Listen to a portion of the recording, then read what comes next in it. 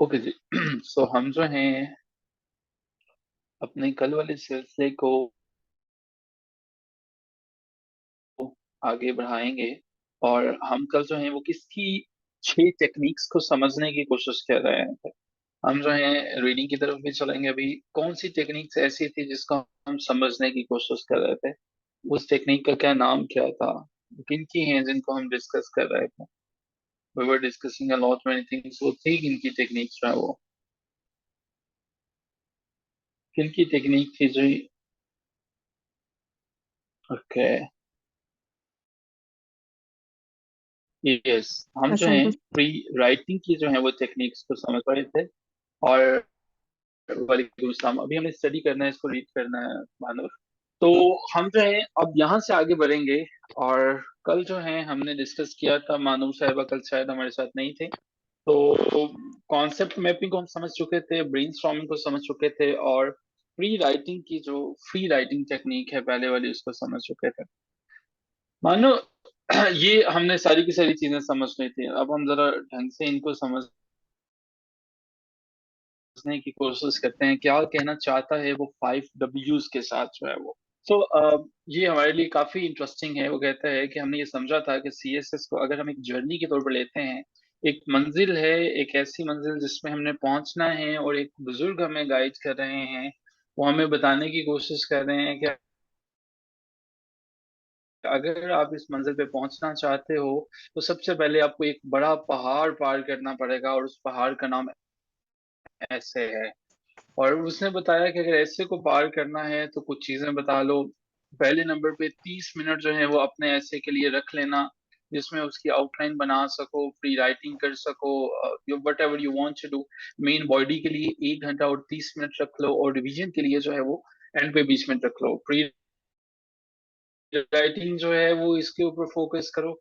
ये बताया था कि फ्री राइटिंग जो है वो कब तक कर सकते हो कल की क्लास में। ये भी बताया था कि फ्री राइटिंग जो है वो करने से क्या क्या फायदे होंगे। ये भी हमने डिस्कस किया था कि ब्रेनस्टॉर्म जो है वो क्या करना है, कब हम इसको कर सकते हैं। और ये भी देखने की कोशिश की थी कि कॉन्सेप्ट मैपिंग क्या है। कल हमने इन तमाम चीजों को देखा था। अब हम आगे चलते हैं, और वो बुजुर्ग जो हैं जो कि सजेशन दे रहे हैं इस बच्चे को कि अगर आपने सीएसएस में आगे निकलना है, आगे मूव करना है, तो कुछ और चीजों को भी समझना पड़ेगा। तो अब वो उसको 5वीं नसीहत करते हैं। लेट्स ट्राई टू अंडरस्टैंड बाबा जी की क्या नसीहत है, और फिर हम इसे अपने अल्फाज में समझने की कोशिश करते हैं। जी Manul please. Asking who, what, where, when, and why is a formula detectives and researchers for getting a complete story. This technique is particularly useful for choosing an essay topic and for focusing a topic made a selection. There are two sets of questions for taking stock, one suited for an impersonal or research type essay geared toward a personal essay. Unlike some of the other pre-writing techniques, taking stock should be done deliberately with great thought given to each question. Don't rush or include every idea that comes to mind, even if you are being timed. Take a moment to give the best answer you can for each question. The better focused your answer are, the more information you will have to use in your essay. Thank you so much, thank you so much. एक journalist था, एक सहाफी से, या मान लीजिए कि आप जो हैं वो भी बैठे बैठे आपको इतला मिलती है कि बाहर जो है वो किसी शख्स के साथ कोई हादसा पेश आ गया। सबसे पहले आपके जहन में एक क्वेश्चन आएगा हु, कि वो हादसा जिसके साथ पेश आया वो कौन है। जिस तरह से हमारे साथ आजकल पाकिस्तान के अंदर एक स्कैम चलता है, और वो ये होता है कि हम कभी भी अपनी कॉल कभी अटेंड करते हैं तो वो कहता है कि जी मैं फलां बात कर रहा हूँ, और मैं आपका भांजा बात कर रहा हूँ, भतीजा बात कर रहा हूँ। तो हम पहचानने की कोशिश करते हैं भाई हो कौन तुम जो है वो। तो पहला क्वेश्चन हो। अभी के लिए हमें ये समझना है कि 5 Ws जो हैं वो हमारी सीएसएस के ऐसे की जर्नी में कहाँ तक मदद देंगे। उसमें सबसे पहला है हु।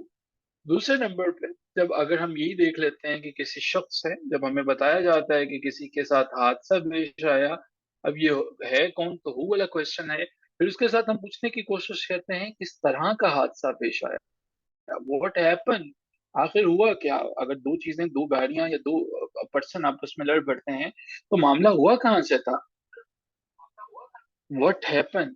फिर उसके बाद अच्छा चलें ये बताएं ये सारे का सारा सिनेरियो किस जगह पे हुआ, वेयर, उसके बाद व्हेन, टाइम क्या था, व्हाई हुआ क्या था।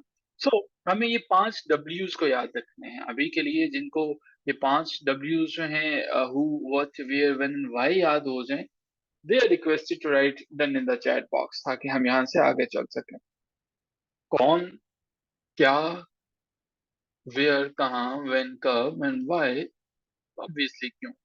सो ये 5 डब्ल्यूज याद हो गए। सो बाबा जी ने बच्चे को बताया कि बेटा 5 डब्ल्यूज सीएसएस के इम्तहान में याद रखना। बच्चा परेशान हो गया कि बाबा जी 5 डब्ल्यूज का क्या ताल्लुक है, सीएसएस में वो फेल कर देता है, आप मुझे कोई काम की बात बताएं, ये क्या 5 डब्ल्यूज की बातें हैं। उसने कहा ये बेटा वो फार्मूला है जो तुम्हें कामयाबी की तरफ लेके जाएगा। बच्चा जो पहले थोड़ा परेशान था, अब मजीद परेशान हो गया कि इतनी मुश्किल मुश्किल बातें हैं, हूँ, बट, वेयर, व्हेन, ये व्हाई क्यों कहता है। याद रखिएगा ये टेक्निक वही है जो डिटेक्टिव्स और रिसर्चर्स यूज करते हैं। ये टेक्निक बेसिकली इस्तेमाल होती है जब आपको चूज करना होता है किसी ऐसे के टॉपिक को।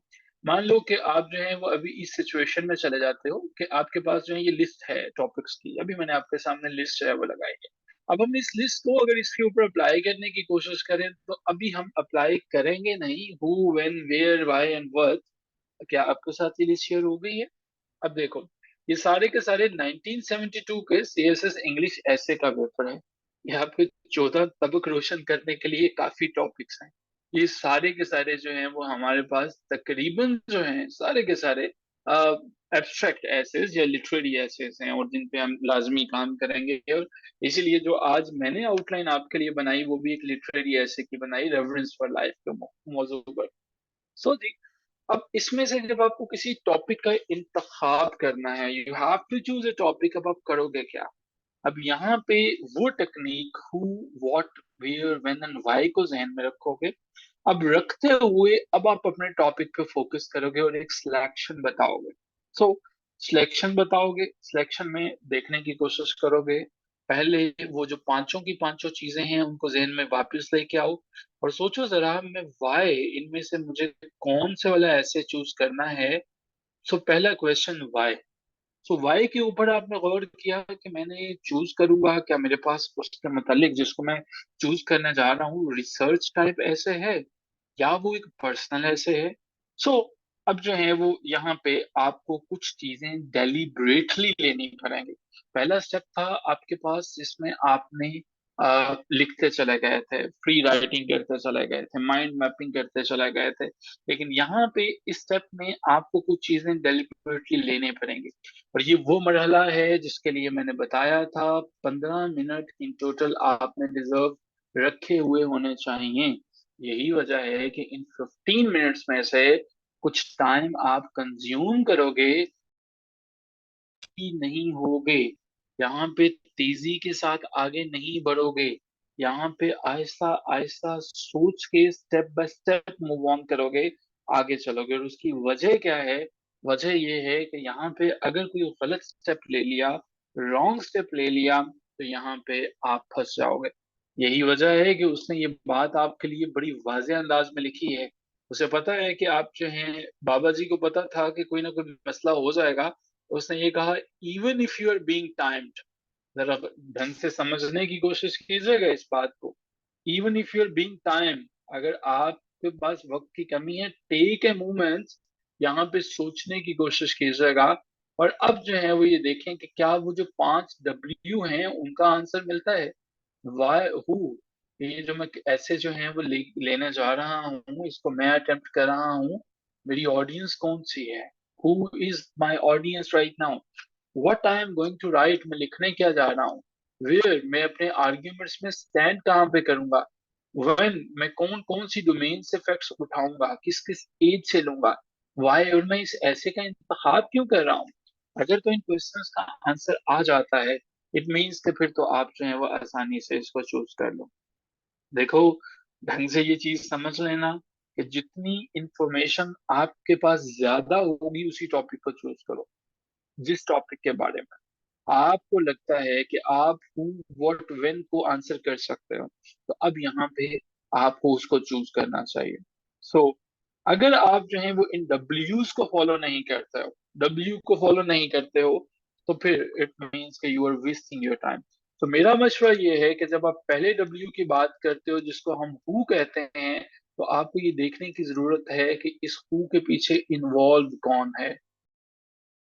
तो हुए शहीद हो गए थे ना हु के नामालूम, वो कौन था, तो ये है कौन जो है इस ऐसे के पीछे, उसका मकसद क्या है, reverence of Islam to science है या रेवरेंस ऑफ आवर लाइफ है, वो पूछना क्या चाहता है, who is there, what is the mentality, ये पूछने की कोशिश करें। और who is involve, what level, ये जो हमारे पास है ना, एट व्हाट लेवल, कि मुझे इस हु का जो आंसर देना है, मुझे किस लेवल पे जाके मुझे इसको देना है, मुझे क्या इंतहाई गहरे लेवल पे चले जाना है, मुझे क्या सरफेस लेवल पे जो है वो रहना है। जिस तरह से जब मैंने इसको अटेम्प्ट करने की कोशिश की, मैंने कुछ राइटर्स को जो है वो इंक्लूड किया, मैंने कुछ जो है वो मैंने एल्बर्ट को ऐड किया इसके अंदर, इसके फिलोसफी के अंदर जो है वो, ठीक है। सो आपको किस लेवल पे रहना है, आपको किस लेवल तक काम करना है, you will have to take your own step, आपको अपने डिसीजंस को खुद लेना है। सो हु में आपने ये बताया, यानी कि पहला जो है वो डब्ल्यू, हु आपने आंसर किया कि मेरा लेवल क्या होगा, अगर मैं ये लिखूंगा तो मैं इससे कहाँ कहाँ तक इसको मैं जस्टिफाई कर सकता हूँ। दूसरे नंबर पे आपके पास आ जाता है व्हाट। व्हाट को आपने आंसर किया दूसरा। अब ये व्हाट क्या है, ये जो टॉपिक है, बाजार तो उसने लाइनें लिख दी, ये 10 के 10 सेंटेंसेस या फ्रेजेस लिखे हुए नजर आ रहे हैं। व्हाट इज माई टॉपिक, इन 10 में से आपका टॉपिक क्या है, और जो आपका टॉपिक है, क्या वजह है कि आपने बाकी 10 12 को छोड़ के उसी को लिया, व्हाट इज द रीजन, उसकी सिग्निफिकेंस है क्या, उसकी अहमियत है क्या। और अगर आपने इसको लिया बाकियों को छोड़ा, कौन सी चीजें ऐसी हैं जो आपने प्रेफर की, कौन सी चीजें ऐसी हैं जिनको आपने तरजीह दी। देन जी तीसरे नंबर पे हमारे पास आ जाता है जी वेयर। अब वेयर में आपके पास आंसर होना चाहिए कि भाई मैंने जो ये टॉपिक ले लिया, इसमें मैं स्टैंड कहाँ पे करता हूँ, कहीं ऐसा तो नहीं कि मेरे पास जो है वो एक टॉपिक तो मैंने चूज कर लिया, लेकिन मेरे पास उसका इनिशियल सतह से, यानी कि बहुत बेसिक लेवल से आगे का नॉलेज ही मेरे पास उसका नहीं है। अब मेरे पास बिल्कुल मुझे नहीं पता कि इन चीजों के बारे में क्या करना है। सो अगर मुझे पता है फ्रॉम वेयर, मेरे पास सोर्सेज कौन से हैं जहां से मुझे ये पता चला कि मैं इसके ऊपर लिखूंगा। अगर मैं रेफरेंस फॉर लाइफ लिखूंगा तो मेरे पास सोर्सेज कहाँ से आएंगे, व्हाट, मैं कहाँ पे खड़ा हूँ, मेरी स्टेज क्या है, और मेरे ऑडियंस क्या है। फिर आपके पास अगला क्वेश्चन आता है व्हेन का। जब आप वेन की बात करते हो, तो वेन आपको इस चीज को बताता है कि हाँ भाई जरा देखें कि आपका ये जो टॉपिक आपने चूज किया है शुरू कहाँ से होगा, क्या आपके पास बिगिनिंग लेवल का नॉलेज है, आप इसको खत्म कैसे करोगे, क्या एंडिंग लेवल का नॉलेज है, आपको कौन से वाला एक्शन जो है वो लेना है और कहाँ पे लेना है और कब लेना है, ये वेन बताया। एंड आखिर पे आपके पास जो वाई वाली बात है, वाई आपको ये बताएगी कि जनाब अगर आपने जो है वो इस टॉपिक को चूज कर लिया है, इसको आपने लिया है, तो आपके पास ये नॉलेज होना चाहिए कि ये आपका इंटरेस्ट है। तो अब आपके इंटरेस्ट में दूसरे को ऐसा क्या है कि इसको पढ़ते हुए उसको लाजमी तौर पर इसी को पढ़ना चाहिए। ये सारी की सारी बातें आपके पास आपकी किताब में भी लिखी हुई हैं, ये सारी की सारी चीजें, इनको भी एक दफा पढ़ लीजिएगा कि क्लास एंड पे who is involve at what level, कौन कौन अफेक्टेड है, ये सारी की सारी चीजें यहाँ पे भी है। सो जी जब आप इन तमाम चीजों को पढ़ने की कोशिश करते हैं, फिर पता चलता है कि कैसे हम जो है वो 5 डब्ल्यूज पे बात करेंगे। तो मुझे जरा बताइएगा कि ये 5 डब्ल्यूज जो आपने देखने हैं, इनको किस तरह से देखना है टॉपिक चूज करने से पहले। क्या 5 डब्ल्यूज की टेक्निक आपको समझ में आ गई, 5 डब्ल्यूज की टेक्निक क्लियर है, ताकि हम यहाँ से आगे चलें। इज इट क्लियर, यहाँ तक क्लियर है, ग्रेट हो गया। लेकिन एक सवाल जहन में आता है कि सर हम तो फिलोसोफर नहीं है, हमारे पास कैसे मुमकिन है, ये नॉलेज कहाँ से आएगा, हम कहाँ से देखेंगे इस नॉलेज को, हमारे पास बाकी डिटेल्स कहाँ से आएंगी। ये सवाल किस किस के जहन में आया कि सर हमें कैसे पता चलेगा कि व्हाट हमने लेना है, इस टॉपिक को कैसे लेना है, क्या पुट करना है। जिस जिसके जहन में ये सवाल आया वो जरा मी लिखिएगा कि हम कैसे पता चलेगा कि सब्जेक्ट ऑफ इंटरेस्ट क्या है, हमें कैसे पता चलेगा कि यही वाला लेना है बाकियों को नहीं लेना, क्वेश्चन है। सो हमारे पास ये क्वेश्चन सिवाय मैम इंशा के बाकी तमाम के जहन में आया। तो हम सबसे पहले मैम इंशा से पूछते हैं कि उनके पास इसका क्या जवाब है। क्योंकि उन्होंने लिखा कि उनके जहन में ये सवाल नहीं आया, तो फिर बाकियों से हम पूछने की कोशिश करते हैं कि बाकियों को, फिर बाकियों को हम डिस्कस करने की कोशिश करते हैं।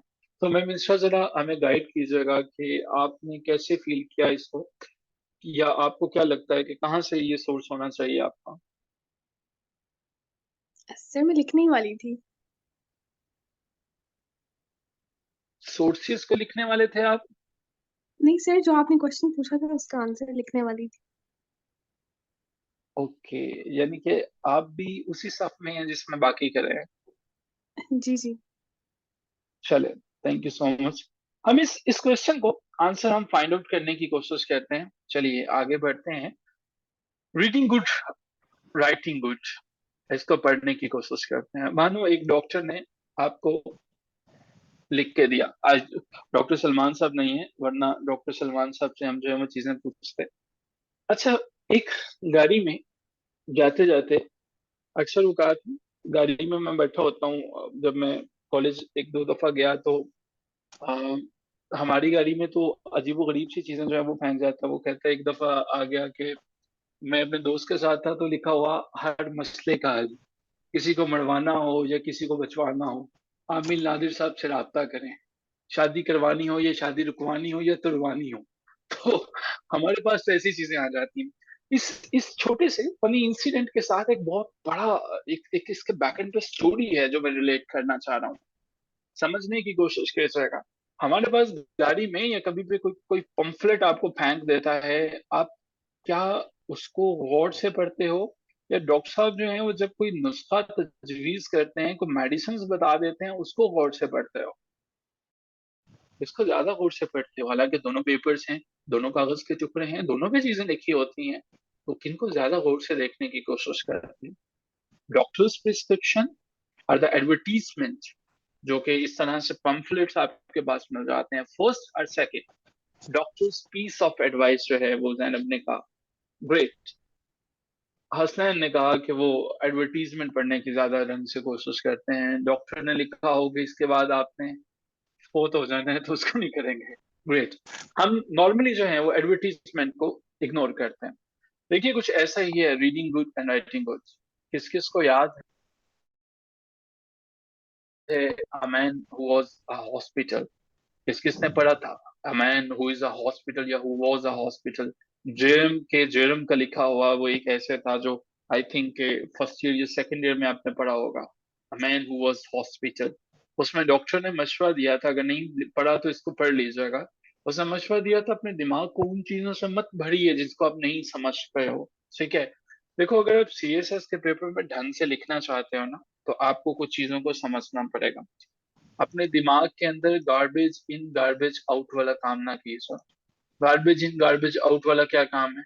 हमने फेसबुक पे व्हाट्सएप पे कोई हजार हाँ ग्रुप ज्वाइन किए होते हैं, फ्री होते हैं ना, इसमें भी चले गए, इसमें भी चले गए, इसमें भी चले गए, इधर इधर इधर इधर इधर इधर सब जगहों पे चले गए। बहुत अच्छा है, जाना चाहिए। अब प्रॉब्लम पता क्या होती है, एक ही टॉपिक पे जब हम सिस्टमेटिक वे में जाते हैं, हम वो मालूमात नहीं ले रहे होते, यहाँ से भी बड़मार आ रही होती, यहाँ से भी, यहाँ से भी, यहाँ से भी, यहाँ से भी। वो जो इंफॉर्मेशन है किताब में, अगर बहुत ज्यादा होने से नॉलेज आ जाता, तो शायद आज दुनिया में कुतुब फिरोज जो है वो सबसे बड़े स्कॉलर्स होते हैं। लेकिन ऐसा नहीं होता है। सो हमें अपने दिमाग को गार्बेज इन गार्बेज आउट वाले रूल से बचाना होगा। हमें अपने दिमाग को उन तमाम चीजों से दूर रखना है। एक असूल, एक किताब, एक वक्त में उसी को फॉलो करना है, बस, सिंपल इज दैट। सो आपने इन तमाम चीजों को, जब आप रूल्स को फॉलो करते चले जाते हो, फिर रीडिंग गुड जो है वो आ जाती है। अगर आपने अच्छी रीडिंग्स नहीं कर रहे हो, देखो अगर आप व्हाट्सएप ग्रुप्स पे जो भेजे जाने वाला किसी का लिखा हुआ आर्टिकल है, और आप जो है वो जो आर्टिकल्स आपके रिसर्च आर्टिकल्स अपने इग्नोर कर रहे हो। रीडिंग्स की भी मुख्तलिफ टाइप्स होती हैं। एक होता है हमारे पास एक्सीलेंट रीडिंग्स, उन्हें हम जो है वो रिसर्च आर्टिकल्स की दुनिया में कहते हैं डब्ल्यू कैटेगरी के जो है वो जर्नल्स। और उसके बाद आते हैं नॉर्मल कैटेगरी के वाई, और उसके बाद और कैटेगरी के एक्स जो है वो। सो ये जो डब्ल्यू कैटेगरी के हैं, ये एक्सीलेंट पीस ऑफ पेपर होते हैं। अगर आप अच्छा लिखोगे, अच्छा पढ़ोगे तो फिर ही आप आगे बढ़ोगे। अगर आप जो है वो पाकिस्तान के जिस तरह से बड़े प्रोमिनेंट राइटर हैं, मलीहा लोधी, जाहिद हुसैन, राफिया जकिया है, फैसल बारी है, एजाजुल हसन है, जुबैदा हैं, वगैरह वगैरह, इनको अगर पढ़ते हो तो फिर आपका इट मीन्स कि आपके आर्ग्यूमेंट्स डेवलप होना शुरू हो जाते हैं। बट जब तक आप अपने इर्द गिर्द वाले लोगों को पढ़ते हैं जिनकी ना तो लैंग्वेज अच्छी होती है, ना सेंटेक्स, ना स्ट्रक्चर, ना स्टाइल, तो अल्टीमेटली चीजें खराब होते चला जाती हैं। सो जी, अब आपने किताबें वो फोकस करनी है जो रिकमेंड की जाती हैं, periodicals, रिसर्च पेपर्स, जब इनको पढ़ते चले जाते हो, साइंस, हिस्ट्री, तमाम की तमाम चीजें बेहतर हो जाती हैं। बाकी कुछ किताबें इसने भी रिकमेंड की हुई हैं, अगर आपको पता चले तो आप इनको भी देखना चाहो तो किसी को देख सकते हो। सो जी, यहाँ तक तो बातें होगी कि हमने पढ़ना क्या था। ये किताबें वैसे आपके वहां पे जो अच्छी किताबें हैं आपकी डिजिटल लाइब्रेरी में मौजूद हैं। अब आगे एक सवाल आता है ऑर्गेनाइजेशन का। हम अक्सर जो है वो देखते हैं, लोग कहते हैं मैं किसी ऑर्गेनाइजेशन का हिस्सा हूँ या मैं किसी ऑर्गेनाइजेशन का हिस्सा नहीं बनना चाहता। अब समझने की कोशिश करते हैं ये ऑर्गेनाइजेशन है क्या। देखो, एक टेक्निक ऐसी थी जिसमें कॉन्सेप्ट में मैपिंग थी। उसमें क्या था कि हमने मियां साहब को सोचा था कि अगर हम दरमियान में नवाज शरीफ साहब को रखते हैं तो इधर इधर जो भी बातें उनके बारे में आती चले जाएंगी, हम लिखते चले जाएंगे। ये कॉन्सेप्ट मैपिंग होगा। प्री राइटिंग के नोट्स जब आप बनाते हो ना, तो बनाने के साथ साथ एक काम करना पड़ता है, उन्हें ऑर्गेनाइज भी करना होता है।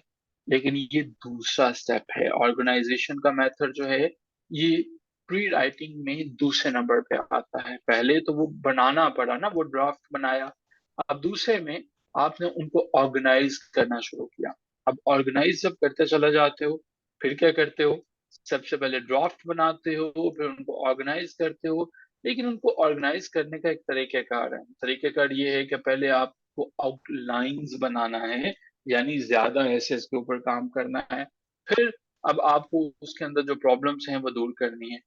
सो प्री राइटिंग के जरिए जो हमने मटेरियल इकट्ठे किए, उसके बाद हमारे पास जो अगला स्टेप है वो है आउटलाइन। आउटलाइन कैसे बनाएंगे, क्यों जरूरी है, चलिए इसको ढंग से समझने की कोशिश करते हैं। जी मानोर please. Creating an outline begins with the reading of your pre-writing notes. First, group related ideas together, looking for major topics which can be headings and minor ones which can be subheadings, examples, or details. Define your major points and rearrange them until they make sense and follow a logical progression.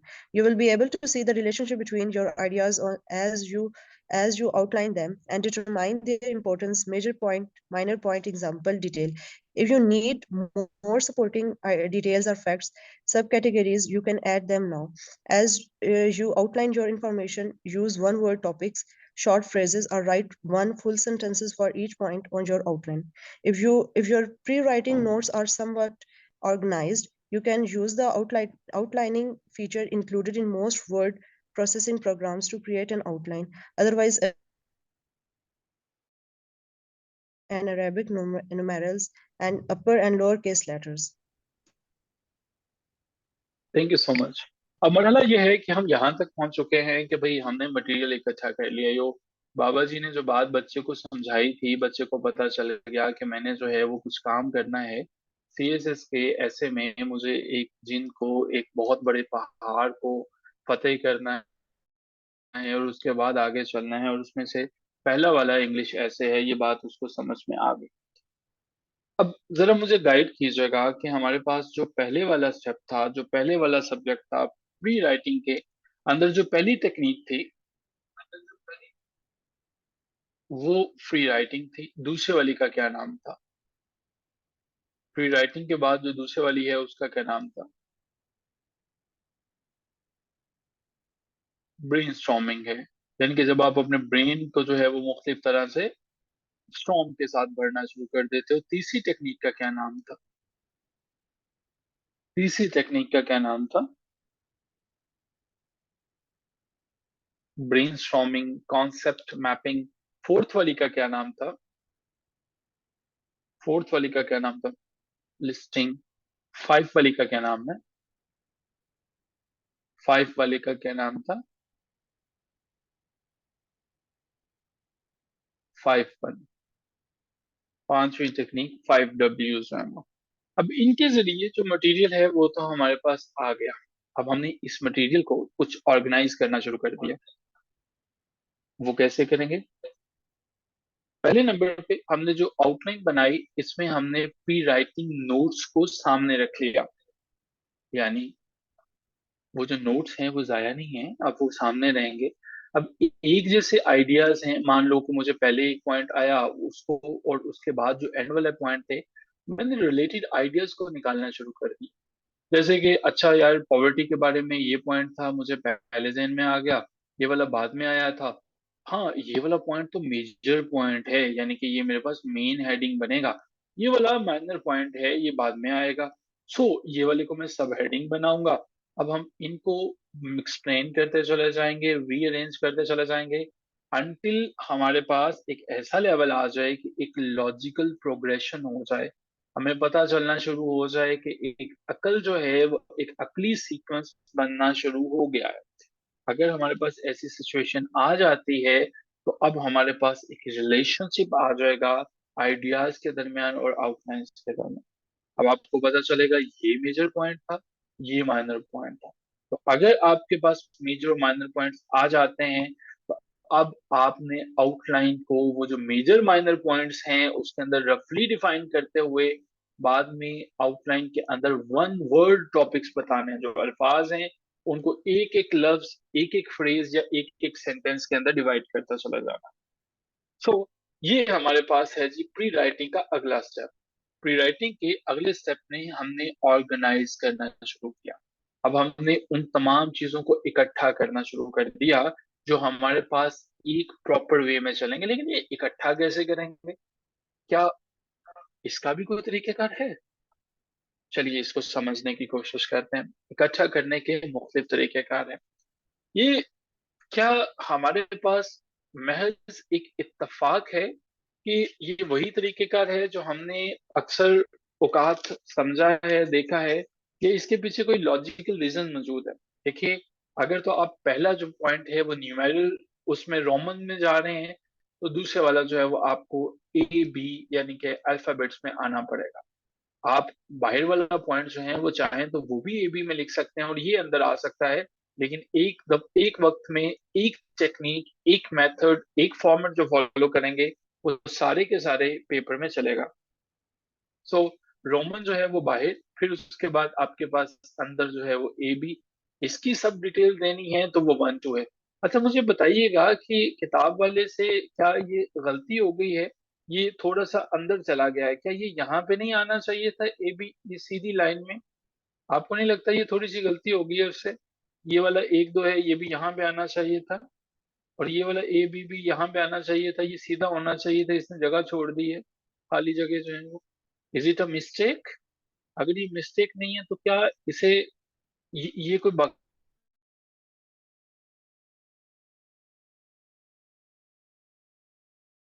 बाकायदा तरीकेकार है, या हम अपनी outline को format है?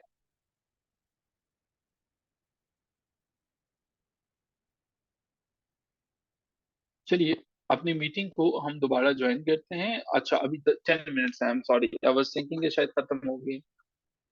ठीक है, fine, okay. अच्छा जी, स्पेसिफिक वे ऑफ राइटिंग। यहाँ देखिएगा, जब भी आप अपनी आउटलाइन लिखते हैं, पहले नंबर पे आपने यहाँ पे सब जो डिटेल्स हैं उसकी यहाँ पे मेन हेडिंग्स आएंगी, जो सब हेडिंग्स हैं वो यहाँ पे, जो सब डिटेल्स हैं वो यहाँ पे, जो एक्सट्रीम सब डोमेन्स हैं वो यहाँ पे आएंगे। इस मेथड को कभी भी आपने इग्नोर नहीं करना। जब आपने अपनी आउटलाइन को लिख लिया, उसके बाद आपने इस आउटलाइन को रिवाइज भी कर दिया, रिफाइन भी कर लिया। रिफाइन कैसे करेंगे सर? लिख तो लिया, वो जो आउटलाइंस में पॉइंट्स जो हैं वो इकट्ठे कर लिए, रिवाइज भी कर लिया, लेकिन ये रिफाइन करने वाला क्या मसला है? अच्छा, आपने देखा होगा जमीन अक्सर ऑयल रिफाइनरीज मजीद बेहतर बनाना। चलिए इसको समझने की कोशिश करते हैं कि ये रिफाइनरी से क्या मुराद है, ये रिफाइनरी होता क्या है, और ढंग से इन तमाम पॉइंट्स को एक एक करके देखते हैं। Write down your yes, sir. Write down your overall goal for your essay. What are you trying to say to your readers? Thank you so much. देखिए, आपने आउटलाइन बना ली, ऐसे को याद है हमने यहाँ से चले थे, एक पॉइंट को कैसे किया, 5W से कैसे सिलेक्शन की, उसके बाद हम यहाँ पे आए और अब हमने इस स्टेप पे हैं, स्टेज पे हैं कि हमने ये देख लिया कि ठीक है भाई, अब मेरा एक गोल है, मेरा गोल ये क्या है। अच्छा, क्या गोल होना चाहिए, write down your overall goal for your ऐसे, क्या गोल होना चाहिए जी, आप मुझे बताएंगे कोई कि क्या गोल होगा। गलत आंसर जो है उसको हाईली अप्रिशिएट किया जाएगा, जो खामोश रहेगा वो समझ लें कि वो एक बहुत बड़ा जुर्म है खामोश रहना। To attract the reader, great. Goal है जी जैनब साहिबा का कि वो कह रहे हैं कि हमें रीडर को अट्रैक्ट करना है, ये ओवरऑल गोल होगा इनके ऐसे का, कि रीडर जो है वो अट्रैक्शन का शिकार है पूरे ऐसे में। ओके, बाकी जो है सर वो पार्टिसिपेंट्स को अटेंशन ग्रैब करना। जी मानूर, आप क्या कह रहे हैं। सर ऐसे पास करना, CSS करना, इसीलिए।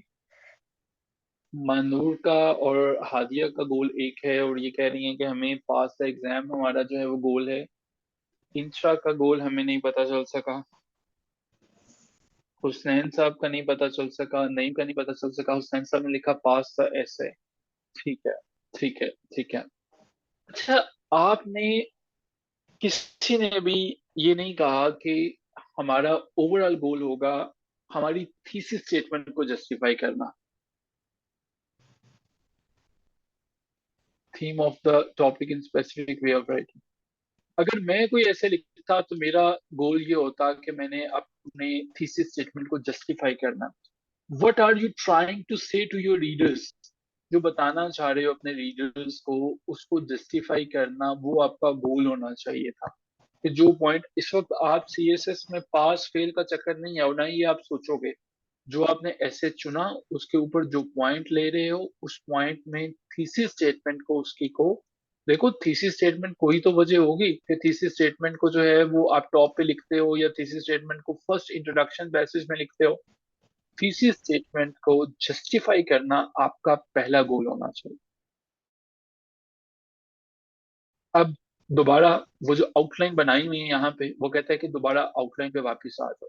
अब वापस आके उन तमाम चीजों को सर्कल करो, अंडरलाइन करो, हाईलाइट करो। और ये कैसे करोगे, पेपर में एक्चुअल में तो नहीं करोगे, अपनी रफ शीट के ऊपर जरूर करोगे। अब ये देखो कि यार ये मेरे मेजर पॉइंट्स हैं जिनके ऊपर मेरे पास डाटा काफी ज्यादा मौजूद है। ये वाले जो है वो मेरे पास वो पॉइंट्स हैं जिनमें मैं अपने गोल को यानी कि थीसिस स्टेटमेंट को सपोर्ट करूंगा। अब जो आपके जहन में गोल हैं उनको ब्रेनस्टॉर्म करो, ठीक है। ब्रेनस्टॉर्म करते चला जाओ और उन पॉइंट्स को एक्सप्लेन करो। अब जो है वो जो लिस्ट आपने बनाई है और जो आउटलाइन आपने बनाई है, इन तमाम की तमाम चीजों से जो है वो उनको जस्टिफाई करो। और ये आखिरी लाइन जो है वो इसको जितनी दफा बढ़ा जाए, मैं समझता हूँ कि उतनी दफा कम है। Do not allow yourself to stay away, stay from your goal और योर मेजर पॉइंट्स। अच्छा, इसका मतलब ये समझ में आता है ये लाइन उसने क्यों लिखी होगी, do not allow yourself to stray from your goal और योर मेजर पॉइंट्स। लाइन उसने क्यों लिखी होगी, इसका मतलब ये है कि लोग भटकते हैं, ठीक है। इसका मकसद ये है कि लोग दूर हो जाते हैं लेकिन आपने नहीं होना, ठीक है। अब आपने थीसिस स्टेटमेंट के ऊपर फोकस करना है। हाँ, फिर भी कुछ स्टूडेंट्स जो हैं वो ये कहेंगे कि सर देखें, मुझे ये फिर भी समझ में नहीं आया, ये क्या बातें आपने कर दी कि ये मेजर पे करना है, ये माइनर पे करना है। चलो एक और चीज देखते हैं। अच्छा, अहराम मिस्र जो हैं वो इजिप्ट की पिरामिड्स जो हैं वो देखी हैं किसी ने, कोई एक अजूबा है वो किसी ने देखी है, यस नो, यस नो। देखी हैं, नईम साहब ने देखी हैं बस।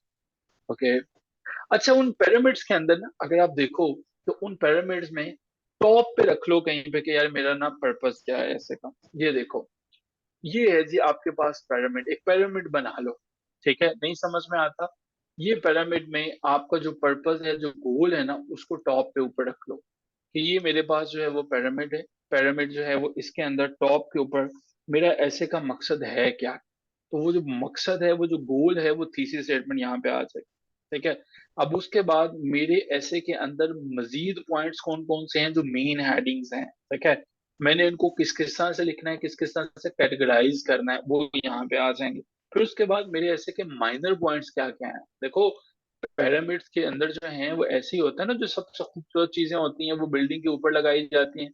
कभी ऐसा तो हो नहीं सकता कि खराब वाला मटेरियल या खराब वाली चीजें ऊपर लगा दी जाएं, ठीक है। और दरमियान में जो है वो उसके बाद उससे जो है वो थोड़ा सा कम अच्छा होता है, और एंड पे जो है वो सब कुछ ही चल जाता होता है, ठीक है। सो अब आपका ऐसे बेसिकली इस तरह से होना चाहिए कि जिस तरह से इंसान का दिमाग यहाँ पे होता है, ये यहाँ पे आपके पास उसकी थीसिस स्टेटमेंट होनी चाहिए। इस थीसिस स्टेटमेंट को सपोर्ट करने के लिए आपके पास यहाँ पे मेन पॉइंट्स होने चाहिए, और यहाँ पे आपके पास जो है वो माइनर पॉइंट्स होना चाहिए। इसी पैरामिड को सामने रखते हुए आपने इस वाले मंडे तक जो है वो ये जो 12 के 12 ऐसे हैं, इनमें से कोई से 5 ऐसे अपनी मर्जी के उठाने हैं, उनकी पैरामिड्स बनानी है, ठीक है। उनके पैरामिड्स बनाएंगे जिस तरह से। अब मैंने ये कुछ क्वेश्चंस का आंसर है, मैं पूछना चाहता हूँ, what is the purpose of my ऐसे एज अ होल। अच्छा जी, अब मुझे बताइएगा कि पर्पस क्या है। अब पर्पस आपका क्या होगा, अभी हमने जो बात की कि आपके ऐसे का पर्पस क्या होगा, To क्या take a होगा जी stance and आपका purpose. Okay, yes please please say it again. sir, to take a stance and stick on it. Prove your thesis statement. Oh yes, girl, you are absolutely right. Absolutely not. Absolutely yes. Okay.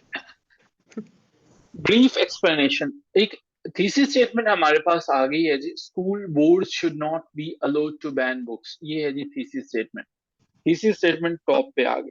अब जो है इसके बाद ये देखिएगा जरा नीचे क्या है, freedom protected by constitution, student should be trusted, censorship is wrong, education is about. जो मेन पॉइंट्स थे वो इसके बाद, और जो उसके बाद वाले पॉइंट्स थे वो यहाँ पे हमारे पास आ गए। ये हमारे पास है जी पैरामिड जो है वो। अच्छा, एक स्टेप आगे आए, कुछ स्टूडेंट्स ऐसे आए, उन्होंने कहा सर जी ये पैरामिड्स की भी नहीं समझ लगी, हमें ये भी नहीं पता चला कि यहाँ पे थीसिस स्टेटमेंट, यहाँ पे मेन पॉइंट्स, हमें कोई इससे भी सिंपल तरीकेकार बता दें कि और हम क्या कर सकें। उसके लिए फिर एंड पे तरीकेकार बचता है जी लिस्ट का। अगर आपको जो है वो ये भी बनाना नहीं आ रहा, ना तो स्ट्रक्चर का पता चल रहा है ना आउटलाइन बनाने का, फिर लिस्ट बनाने की ट्राई कर लो। जिस तरह से अम्मी जान बचपन में लिस्ट लेके भेजती थी, अभी भी सामान की पूरी ग्रोसरी की लिस्ट जाके वहां पे खोलते थे। अब ये समझने की कोशिश करो, एक लम्हे के लिए आंखें बंद करो, तसव्वुर करो जरा कि आपका एग्जामिनर अब आपका ऐसे जो है वो पकड़ के बैठा पढ़ रहा है, उसने टेबल पे रखा हुआ है और वो आपके ऐसे को पढ़ रहा है।